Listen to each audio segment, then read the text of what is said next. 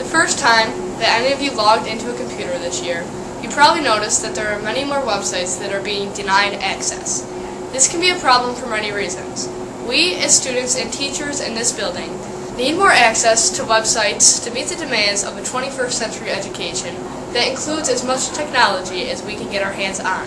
Our Eagle Vision team conducted a series of interviews with some of the people that make these critical decisions.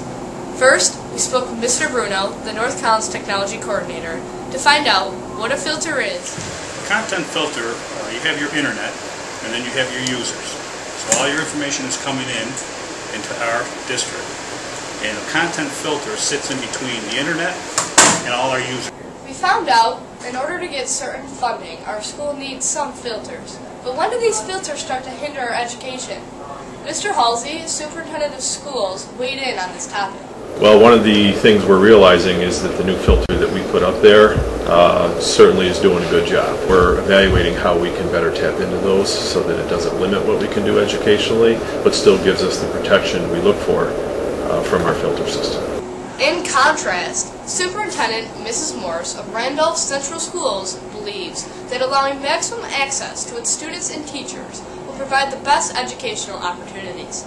In fact, Randolph Schools instituted a maximum access policy that allows websites such as Facebook and Twitter approximately 3 years ago.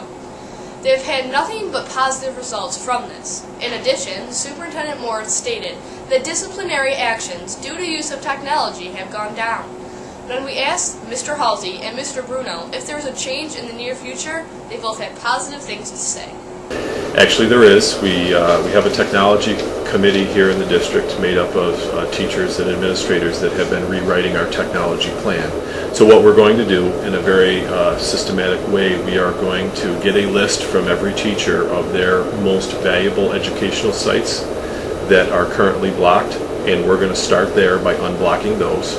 What we're going to do is we'll evaluate how these unblocked sites are working for them as teachers, and then we will spread that out to students. Well, absolutely. I mean, it's an ongoing process. It's not yes or no, cut and dry. These are good things because the North Collins teachers and students' accessibility to useful websites is below average at best.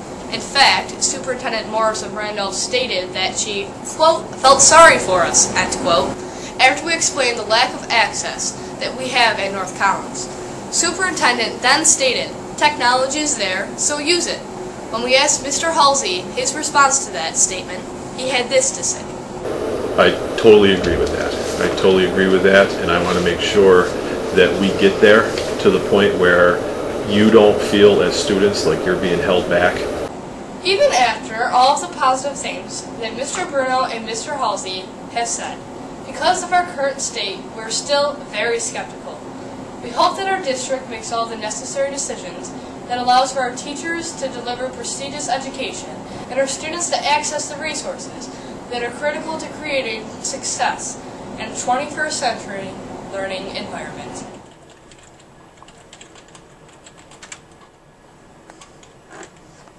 This is Sam Gear from the newsroom. Have a great day, Eagle Nation.